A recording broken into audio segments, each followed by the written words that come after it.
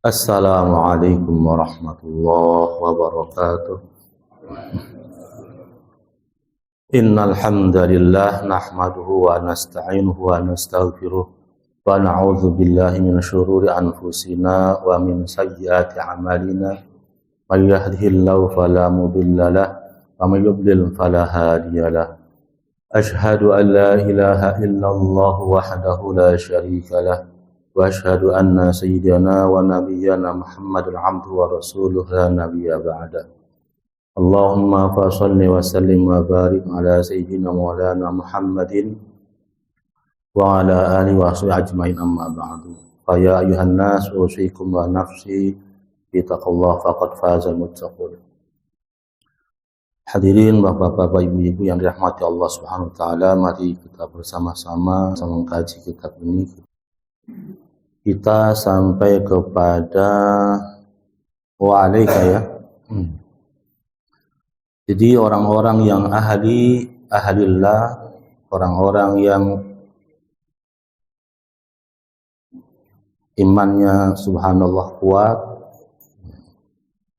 tidak ingin meninggalkan sedikit pun sesuatu yang mendekatkan diri kepada Allah, walaupun ada ribuan alasan. Karena sungguhnya alasan itu merupakan pembenaran terhadap kesalahan yang dilakukan. Jadi tidak mau meninggalkan satupun sesuatu yang mendekatkan diri kepada Allah Subhanahu wa taala.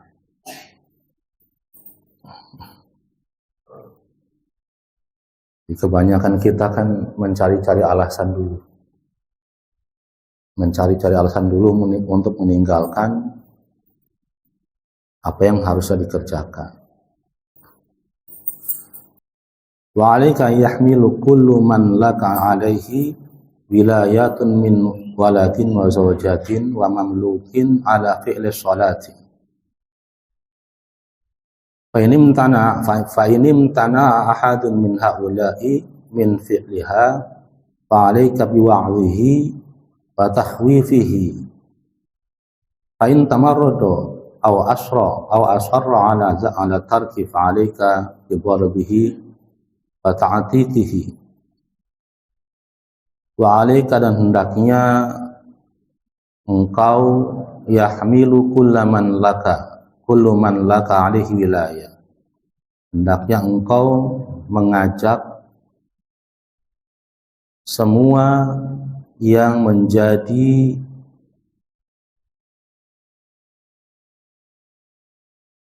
tanggungan atas dirimu, yang engkau memiliki wilayah atas mereka, seperti anak-anak, anak kamu, istri kamu, pamamlukin ala fi'li shalat, dan para pembantu, mengajak apa? Ala fi'li shalat, untuk mengerjakan sholat. Jangan sampai ada orang-orang yang ada di lingkungan kita, di lingkungan rumah kita, baik anak, istri yang tinggal di dalam rumah kita harus mengajak mereka untuk mengerjakan sholat. Fa in imtana ahadun min haula'i min fi'liha fa 'alaika biwa'dhihi. Jika ada yang enggan, salah satu di antara mereka, untuk atau dari mengerjakan sholat, fa 'alaika biwa'dhihi, maka wajib atasmu biwa'dhihi, untuk menegurinya, untuk mengingatkannya. Wa takhwifihi, dan menakuti mereka daripada hukuman-hukuman yang dikenakan bagi orang-orang meninggalkan sholat. Sesuai dengan firman Allah, ya ayyuhalladzina amanu qu anfusakum wa ahlikum nara. Wahai orang-orang beriman, jagalah diri kamu sendiri, wa ahlikum nara, dan keluarga kalian dari api neraka. Wa ta'tiqihi, dan membebaskannya, mengusirnya. Fa ini mutana awalam yatazajjar 'anit tarki fa 'alaika bimuqa'atihi bimuqa'atihi. Sudah dikasih tahu, sudah dikasih nasihat, sudah diberi sanksi, diberikan hukuman berupa pukulan, masih angger nggak mau sholat, maka berikutnya adalah pemutusan. Wa mudabaratihi.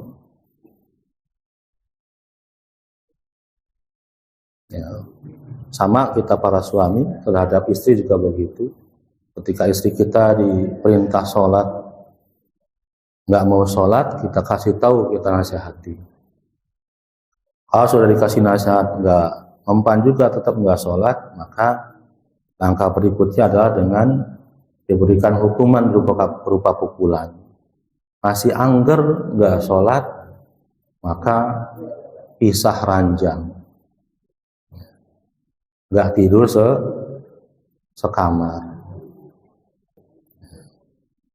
Maka di sini berikutnya adalah hukumannya bimuqa'atihi, dengan memutuskannya. Mudabaratihi, dan pengurusannya. Kenapa? Fa inna tarika sholati syaitanun ba'idun an rahmatillahi, muta'arridun li ghadbihi wa la'natihi. Kenapa sampai begitu? Karena orang yang meninggalkan sholat adalah seperti syaitan yang jauh dari rahmat Allah. Syaitan itu tidak bakal mendapatkan rahmat Allah. Ba'idun an rahmatillah. Sejatinya orang meninggalkan sholat adalah syaitan yang jauh dari rahmat Allah Subhanahu wa ta'ala. Kemudian apa? Muta'arridun li ghadbihi, menantang murka Allah Subhanahu wa ta'ala. Wa la'natihi, juga menantang mendapatkan laknat Allah Subhanahu wa ta'ala. Kita sendiri pengen mendapatkan rahmat, pengen mendapatkan kasih sayang Allah, maka dengan berbagai macam cara kita dengan taat pada Allah supaya menjadi sebab mendapatkan rahmat Allah. Kata orang yang meninggalkan sholat adalah orang yang jauh dari rahmat Allah, juga sekaligus menantang mendapatkan amarah Allah dan juga laknatnya. Tahrumu muwalatihi,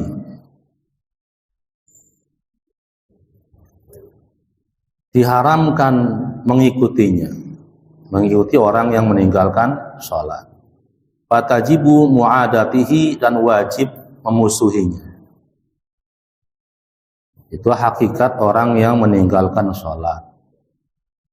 Hukumannya adalah jauh dari rahmat Allah, mendapatkan amarah dan laknat Allah, sehingga kita diharamkan untuk mengikuti mereka. Muwalah itu artinya bisa mengikuti, bisa juga menjadikan dia teman.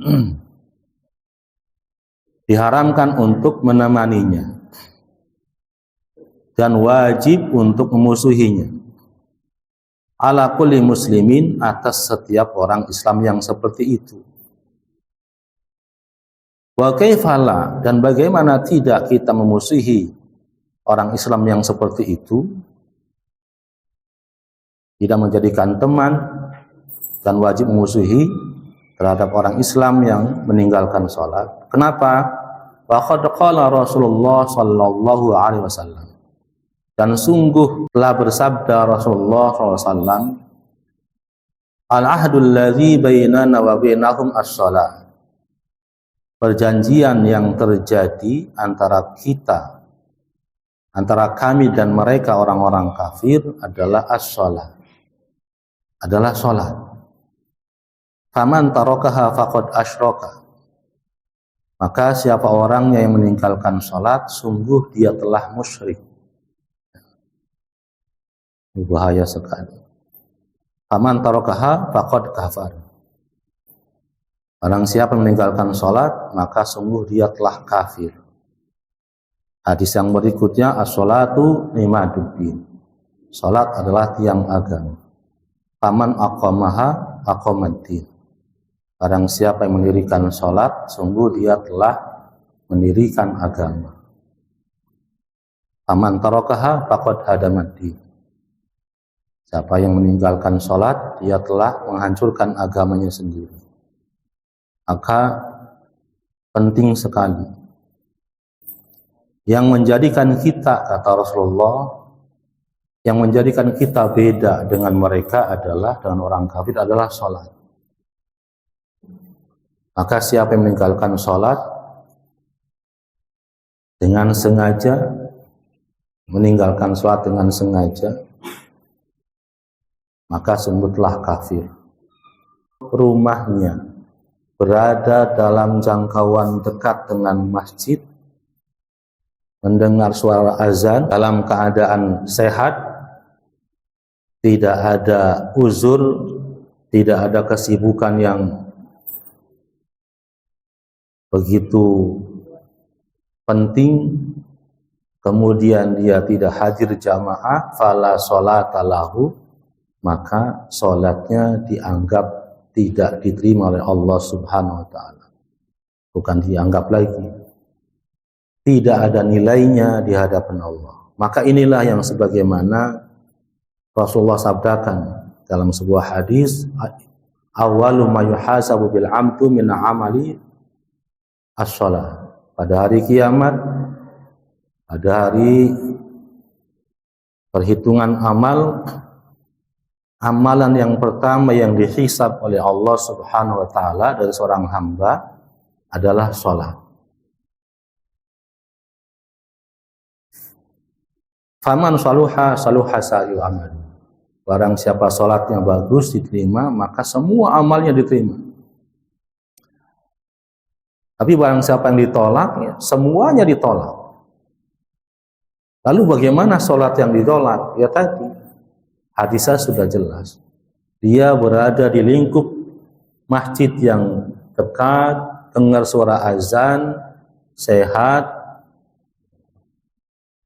tidak ada kesibukan yang luar biasa pentingnya, tidak hadir jamaah. Maka kalau nanti ketika yaumul qiyamah dihisab sholatnya itu dilemparkan ke wajahnya. Artinya ditolak. Wal'iyadzu billah, kalau sudah ditolak, ribuan amalan kita yang banyak juga tidak Allah terima. Maka sholat itu luar biasa pentingnya. Para ulama berbeda pendapat bagaimana hukum orang meninggalkan sholat. Kalau jahidan, kalau menentang, bahwasanya mengatakan sholat itu tidak wajib, maka termasuk daripada kategori kafir. Tapi kalau malas, maka hanya kategorinya menjadi orang yang mendapatkan dosa besar luar biasa. Kalau di hadis di sini, faqad asyraka, dia telah musyrik. Sementara musyrik sendiri termasuk daripada dosa besar. Waqad qala sallallahu alaihi wasallam, dan sungguh telah bersabda Rasulullah sallallahu alaihi wasallam, la dina liman la sholata lahu, tidak dianggap beragama atau tidak beragama liman la sholata lahu, bagi orang yang tidak sholat. Biar kata KTP-nya tertulis Islam, dia puasa ketika bulan puasa, dia zakat juga zakat, sedekah rajin, tapi enggan sholat, maka la dina liman la sholata lahu, tidak dianggap beragama orang tidak sholat. Wa inna ma mithlu tarki sholati minad dini kama fil ra'si minal jasad. Wa inna ma, dan sesungguhnya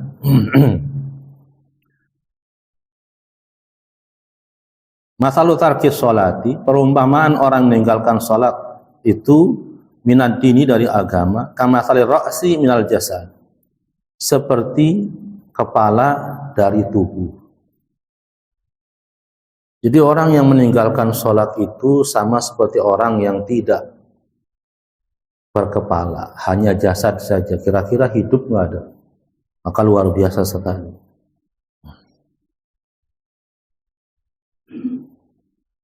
Jangan sampai menyepelekan sholat. Kalau bisa, seandainya pun terlambat karena ada satu kesibukan, di keterangan yang sebelumnya, supaya walaupun tidak mendapatkan fadilah awal waktu karena ada kesibukan, maka usahakan ketika mau sholat cari orang lain lagi, orang yang belum sholat, diajak berjamaah, sehingga walaupun satunya lepas bisa mendapatkan pahala berjamaahnya, entah di rumah, entah di kantor, entah di terminal. Sangat dianjurkan untuk berjamaah. Walaupun nanti ya pahala awal waktunya nggak dapat, tapi pahala jamaahnya tetap dapat.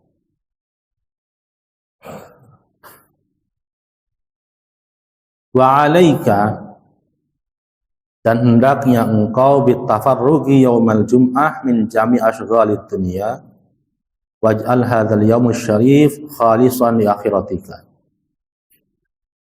Dan hendaknya engkau mengosongkan diri pada hari Jumat. Mengosongkan dari apa? Min jami' asyghalid dunya, dari seluruh kesibukan dunia. Waj'al hadzal yaumul syarif, dan jadikanlah hari yang mulia ini khalisan li akhiratika, khusus untuk akhiratmu. Fala tashtagil fihi illa bihadzil khairi wa mujarradil iqbali 'ala Allah. Maka jangan sibukkan diri di dalam hari Jumat tersebut kecuali untuk mengerjakan kebaikan-kebaikan, dan dikhususkan untuk menghadap Allah Subhanahu wa ta'ala. Kita dianjurkan untuk mengosongkan semua aktivitas keduniaan kita dan dikhususkan untuk akhirat. Ini anjuran yang luar biasa, karena al-Jum'atu adalah sayyidul ayyam. Jumat adalah tuannya hari. Ketika muraqi itu ya bajumnya, inna yaumul jumati sayyidul ayyam wa hijjul fuqara wal masakin. Itu sabda Nabi. Muraqi itu mengingatkan ketika berdiri, sebelum khatib berdiri, muraqi tugasnya mengingatkan, dibacakan hadisnya. Wal imamu yakhtub, ngasih orang tahu diem, itu saja faqad laghot tak terus sia-sia. Ketika imam sudah di mimbar, ada yang ribut, maksudnya terus kamu bilang diem, yang ngingetinnya aja sudah sia-sia.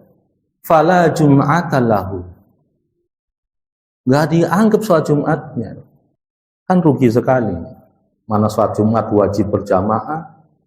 Bahkan kemarin saya ngaji kitab Safinatun Najah, yang namanya imam wajib membaca niat imamnya diucapkan dalam 4 tempat. Di antaranya adalah ketika dia menjadi imam sholat Jumat, dia wajib mengucapkan usolli fardhu jum'ati rakaataini mustaqbil qiblati imaman lillahi ta'ala. Imamnya wajib. Tapi dalam salat-salat yang lain berjamaah, imam boleh mengucapkan niat menjadi imam. Boleh. Dan semuanya sah jamaahnya. Tapi dalam salat Jumat wajib mengucapkan. Kalau tidak mengucapkan itu, maka nggak sah Jumatnya. Salat subuh tadi saya nggak berniat menjadi imam, tapi jadi imam, maka sah salatnya. Tapi tidak mendapat pahala berjamaah. Makmumnya dapat semua, imamnya nggak dapat, karena niatnya hanya sendiri. Sebelumnya kan dikatakan lagi, al khutbatani fiha maqam raka'atain min adz-dzuhr. Dua khutbah di dalam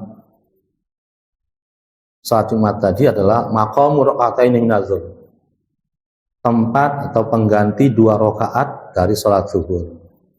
Makanya salat Jumat itu 2 rakaat karena 2 rakaatnya penggantinya adalah khutbah Jumat tadi. Kalau khatib sudah Assalamualaikum warahmatullahi wabarakatuh, sudah nggak boleh apa-apa. Mungkin bagi yang pesantren itu paham. Mazhab yang lain itu nggak adanya langsung azan pertama selesai khatib langsung naik. Itu luar biasa, maksudnya luar biasa. Mereka sudah terbiasa. Kalau khatib sudah salam, sudah semuanya diam. Maka dianjurkan di sini kita untuk mengosongkan diri pada hari Jumat. Nah, kita luar biasanya adalah liburnya hari Ahad, hari Minggu. Kalau di negara-negara Arab Saudi, Mesir, liburnya hari Jumat jadi enak.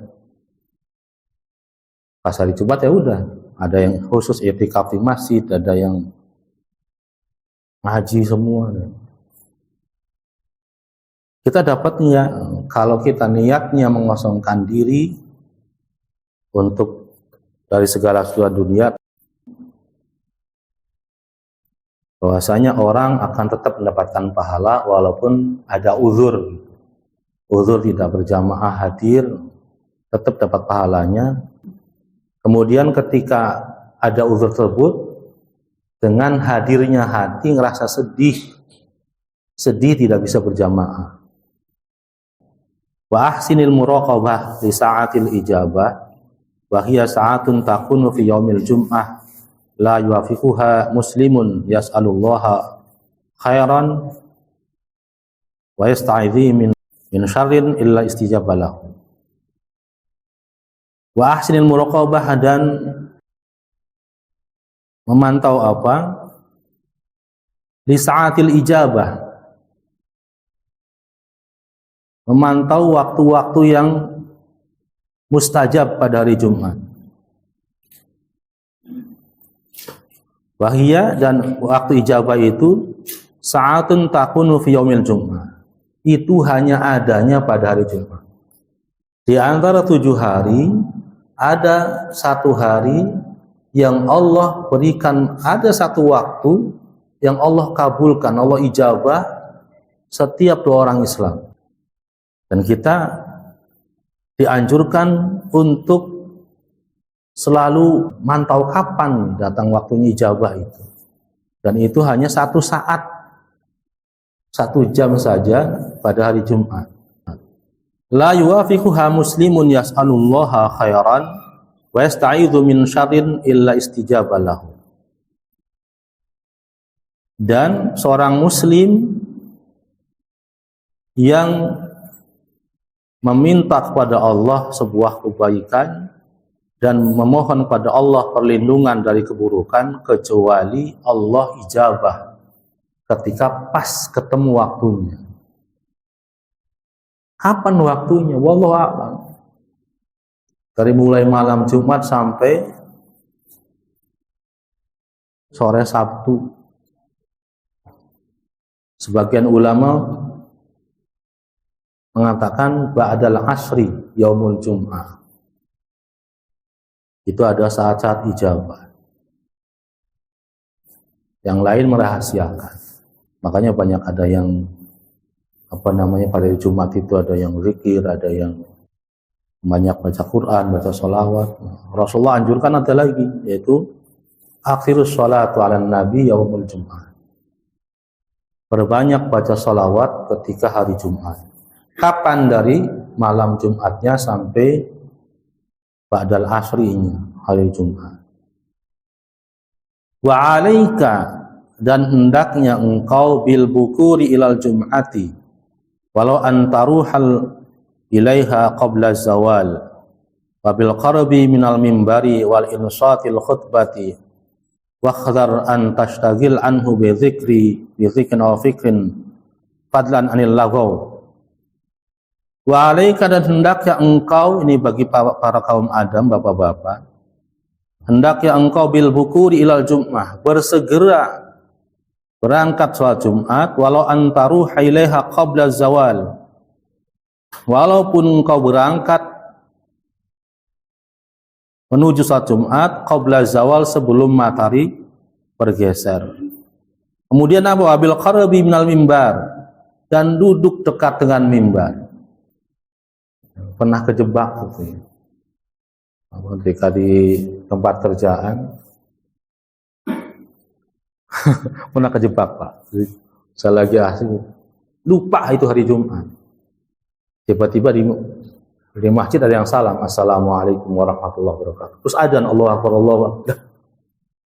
Di sana kan cuma satu kali. Waduh, ya sudah, jadi segera wudu ke masjid, nggak dapat apa-apa. Udah salam khotibnya. Kalau di sini kan ada azan dulu, azan awal. Masihlah dapat kalau datang itu pahala telur ayam.